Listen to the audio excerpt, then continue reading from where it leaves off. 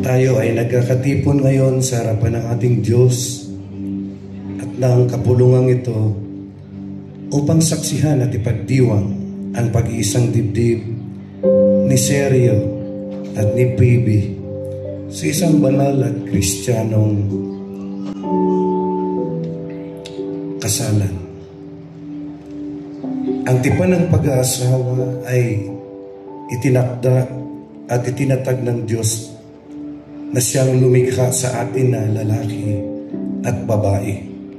Ang sinumang nagnanais na pumasok sa tipang ito ay dapat mag-isip ng mabuti, nang may paggalang, may kahinahunan at takot sa Diyos. Sapagat ang pag-aasawa ay isang banal na tipan, ito ay dapat igalang. Ikaw, Sergio, tinatanggap mo ba ang babaeng ito upang maging asawa? Mamuhay na magkasama ayon sa itinatakda ng banal na matrimonyo. Siya ba iyong iibigin, aaliwin, igagalang at iingatan sa sakit at sa kalusugan, at tanging sa kanya lamang pipisan habang kayong dalawa ay nabubuhay?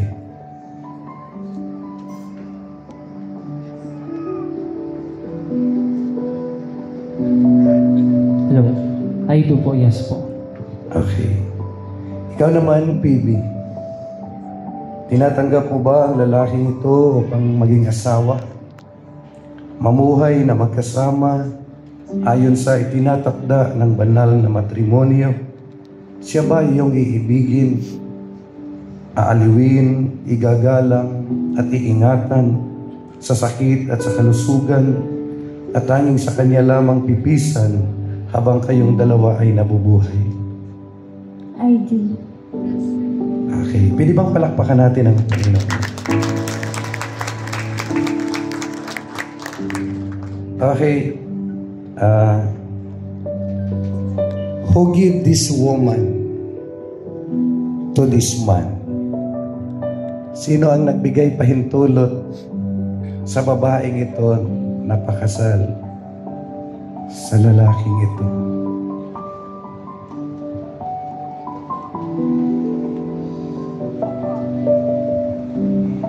Ako po. Okay, ang mama ni Phoebe ang nagpahintulot. Palakpakan natin muli ang ating Panginoon, mga kapatid. Pili na po kayong makaupo at dadako po tayo sa mensahe ng ating Panginoon.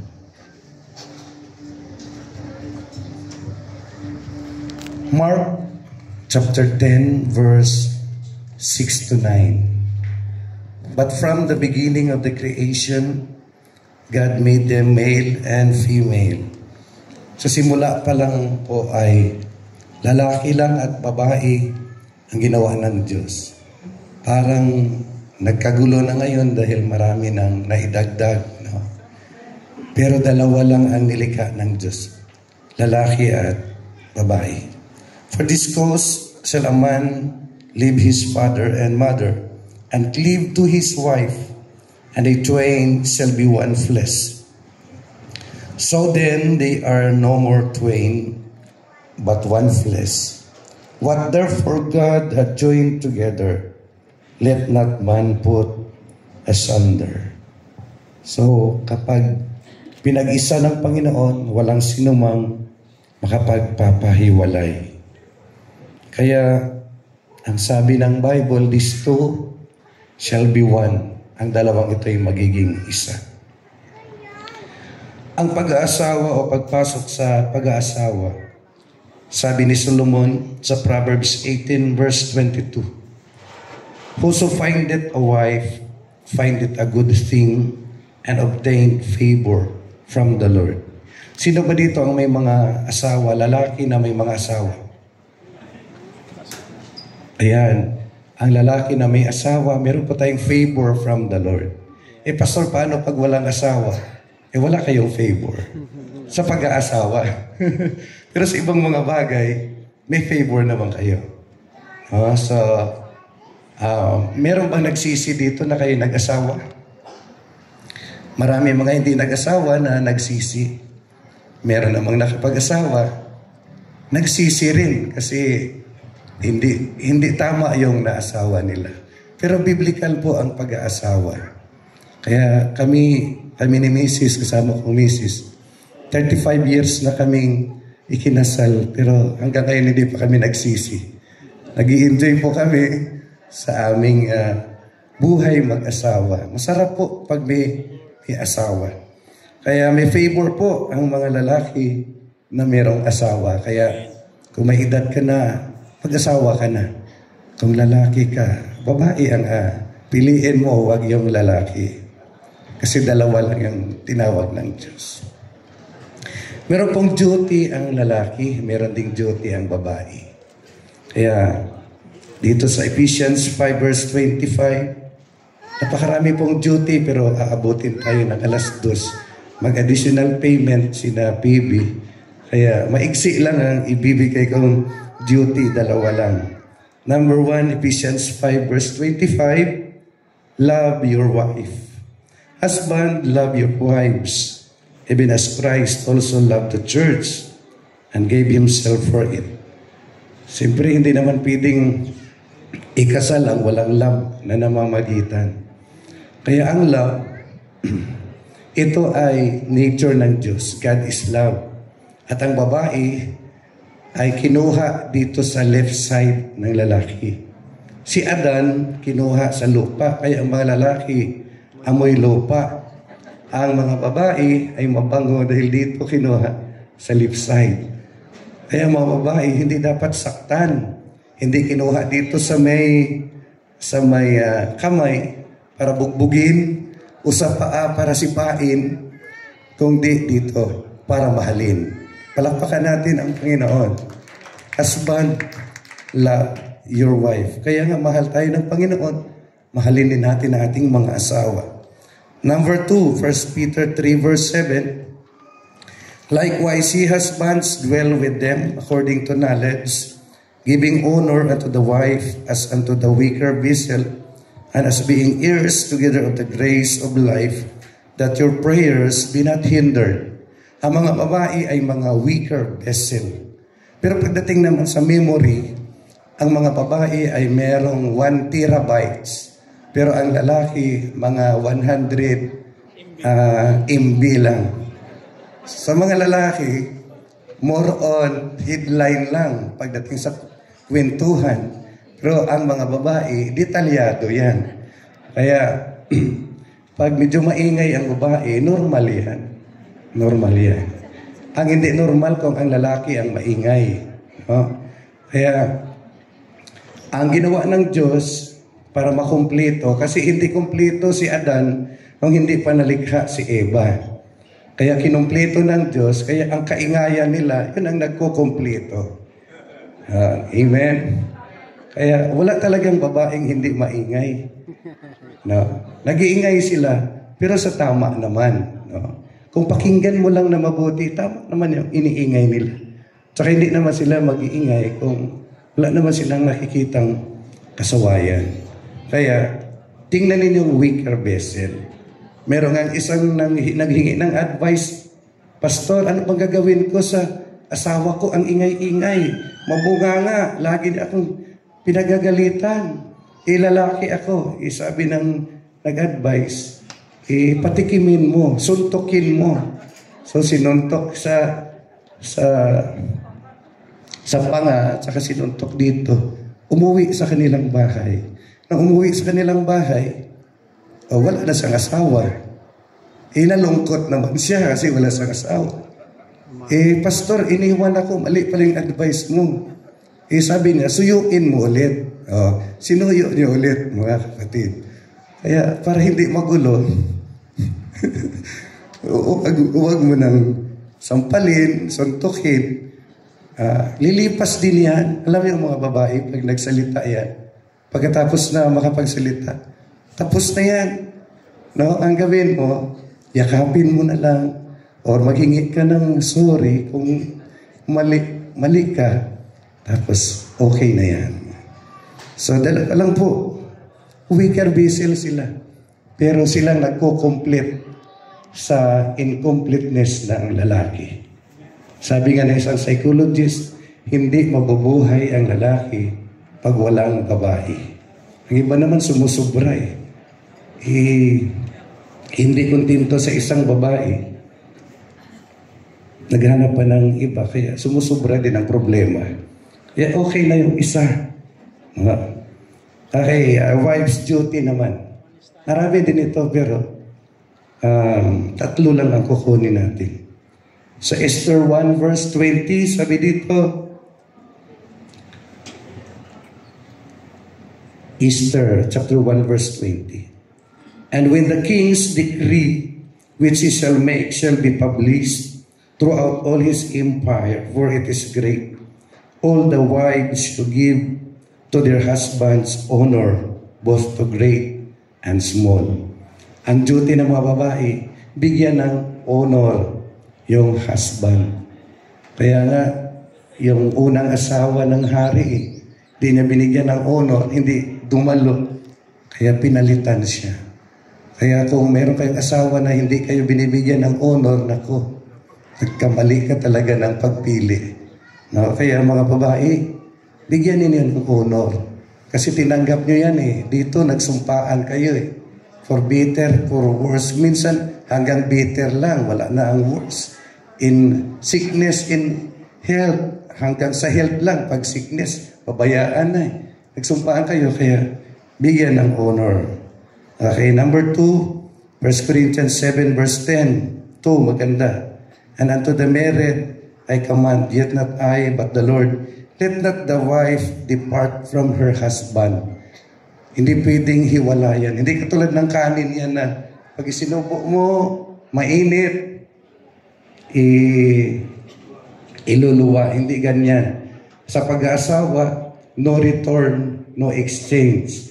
Kung unbeliever yung naasawa niyo, unbeliever. Sabi nga dito sa Bible, ang inyong pagiging Kristiyano ang magpapabanal sa inyong mga asawa. Kaya hindi pwedeng hiwalayan. Kung ang reason lang ay lasinggiro, hindi yan reason na hiwalayan mo siya. Kasi nagsumpaan kayo. Okay, so, bawal. Kung meron ditong nagpaplano kayong hiwalayan ng asawa niyo, i-cancel niyo. Magkakasala kayo sa ating Panginoon. Bawal yan. Okay, number 3, Ephesians 5:22-24, wives, submit yourselves unto your own husbands as unto the Lord. Mag-submit ang babae sa lalaki, kagaya ng pag-submit ng lalaki sa ating Panginoon. For the husband is the head of the wife, even as Christ is the head of the church, and he is the Savior of the body. Therefore, as the church is subject unto Christ, so let the wives be to their own husbands and everything.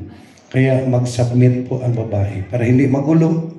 Kami ni Pastora sa misis ko, pag meron akong plano na hindi ano sa kanya, parang hindi maganda sa kanyang pakinggan niya.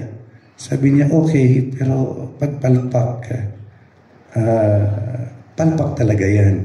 Kaya nagsasubmit siya.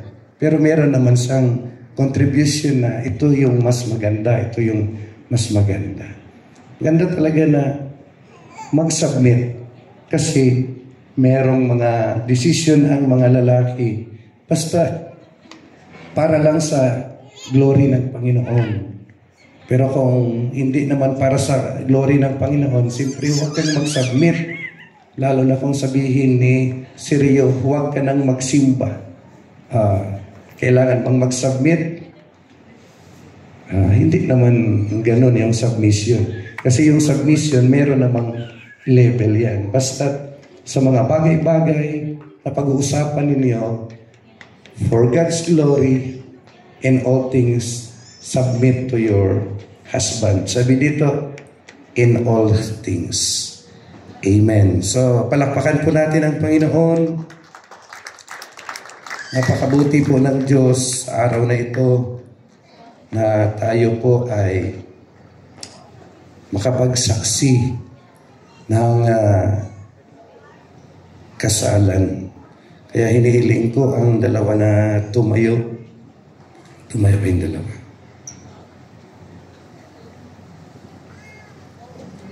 Pwede kayong magharap. Magharap kayong dalawa. Hawakan mo yung kamay ni PB. Junior. Sergio Austria Junior. Thank you, PB Christy Arsenio. Thank you, Phoebe Christy Arsenio. Tingnan mo siya sa mata. To be my wedded wife.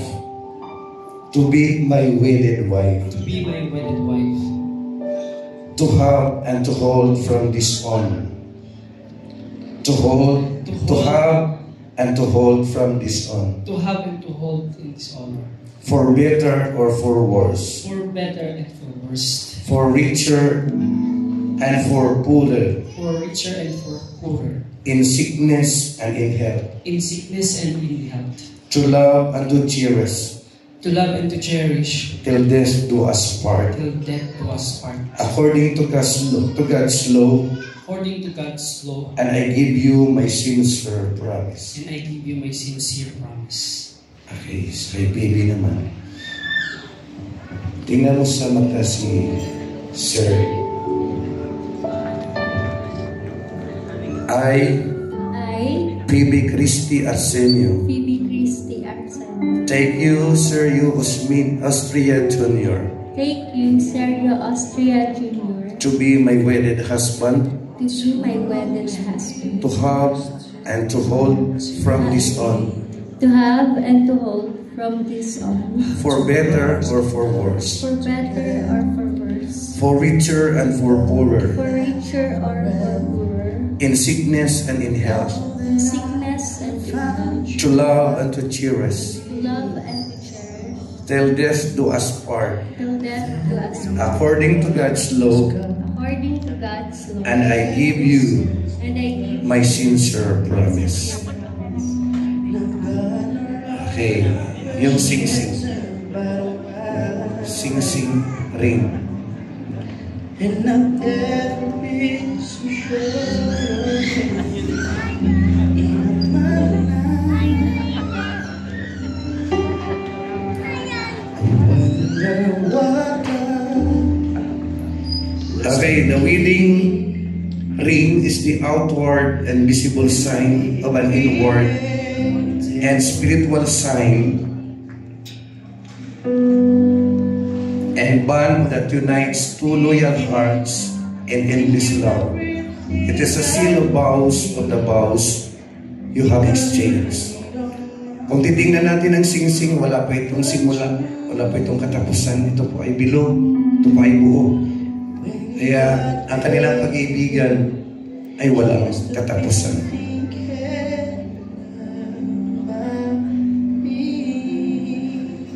Hawakan mo yung kamay. Hawakan mo yung kaliwang kamay. Okay. Meron kang word dyan.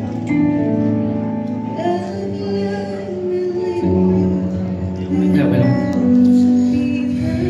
Baby, I give you this ring as a sign of our love and commitment to each other. I promise to support you, care for you, and stand alongside you for all of our days. In the name of the Lord Jesus Christ.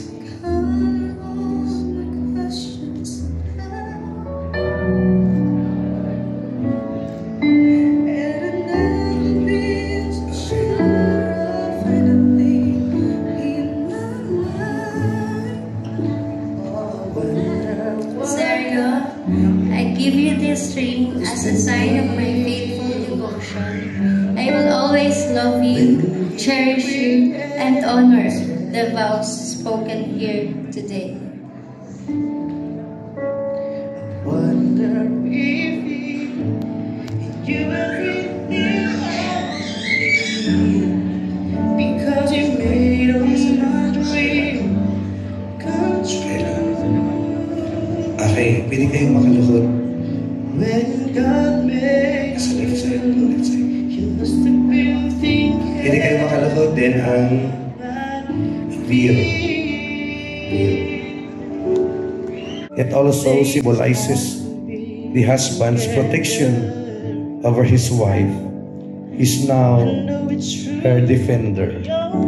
Kaya yung will, mapapansin po natin na nasa ulo ng babae. Okay. Ayusin. Oh, wonder what God was thinking when He At yung will dito sa portion ng lalaki, nangangahulugan po na siya ang supporter, siya ang protector, siya ang defender, siya ang head ng family. You must have heard every prayer I've been praying. Then after po ng will, ay yung chord naman. Mag-ready na po yung chord. The chord symbolizes infinity, the unending love binding of husband and wife. Total love now pledged to each other like a strong cord that shall never be broken. Ito po yung sinasabi ng Bible. These two shall become one. Ito po ang meaning ng cord. Pinag-isa sila ng ating Panginoon.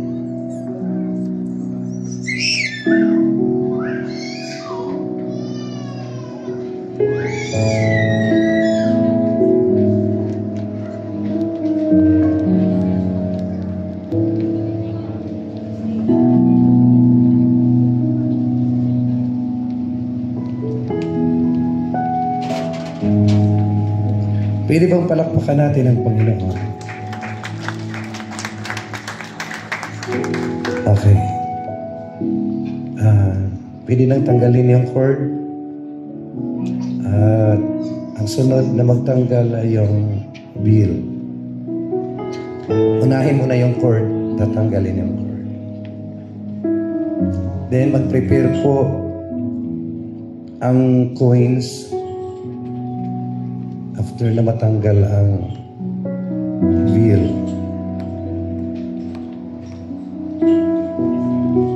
Yung coin.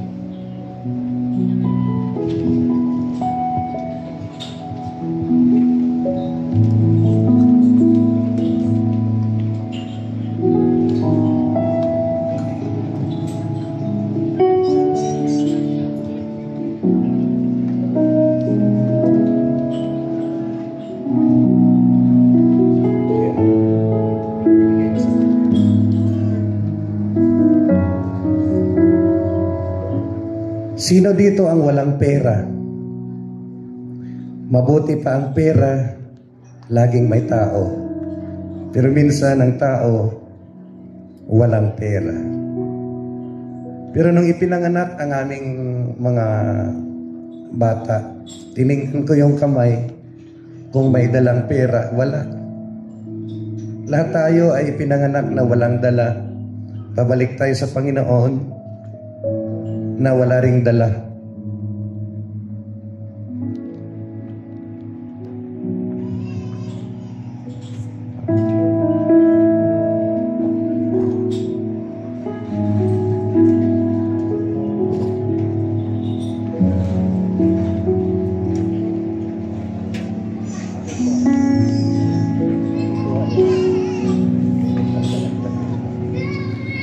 Okay. The coin ceremony is a symbolic representation that as the husband gives these coins to his wife, he pledged that all his material wealth jointly belongs to his wife, that he will support her to the utmost of his ability. He is now her provider. So, ang pera ay hindi masama kung maraming pera. Ang masama lang, kung mahalin mo na ang pera, sobra sa pagmamahal sa Diyos. Maraming mga mag-asawa na nagiging matatag ang kanilang pagsasama dahil sa kahirapan. The test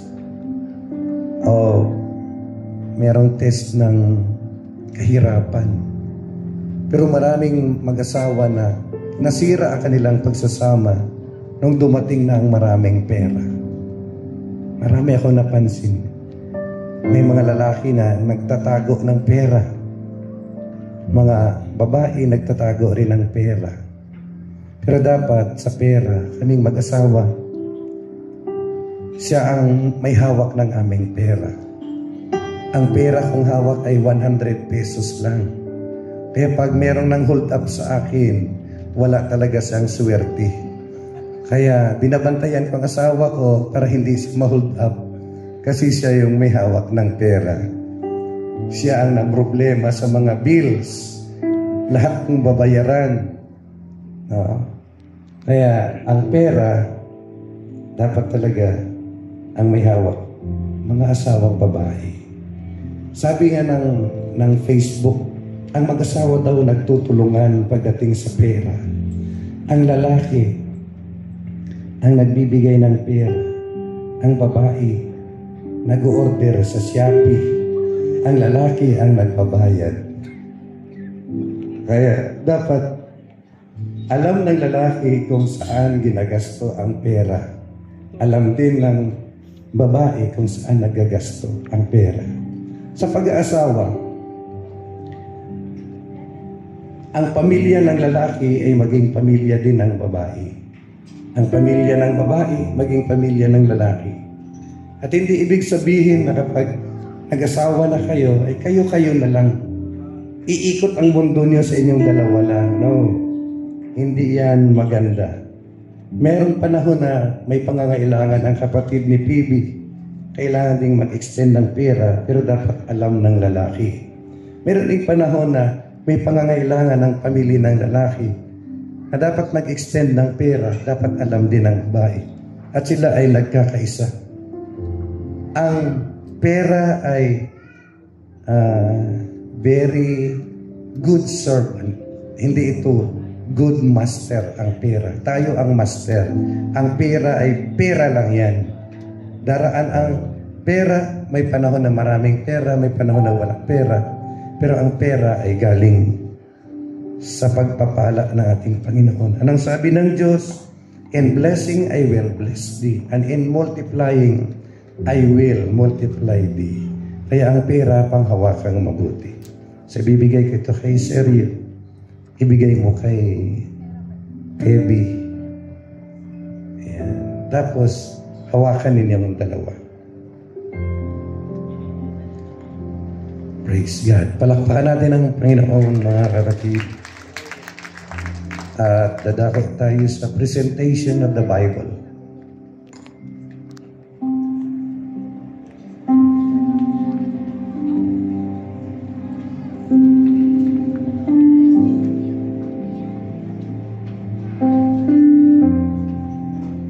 Sabi ng pilosopo, bakit tayo magbabasa ng Bible?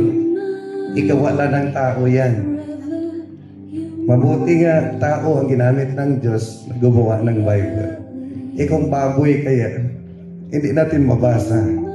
They were all inspired by the Holy Ghost. Ang author nito ay ang Diyos.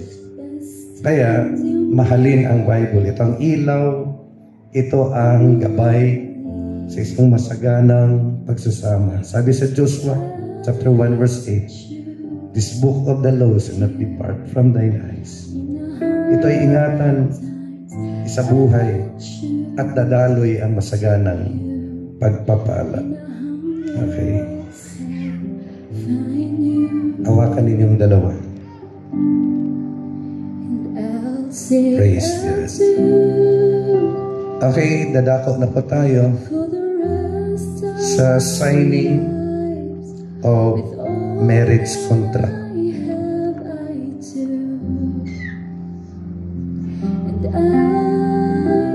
Ang ating aking ninong and ninang ay marami po. Pero sa marriage contract, 12 lang ang magkasya dito. Every day, every moment,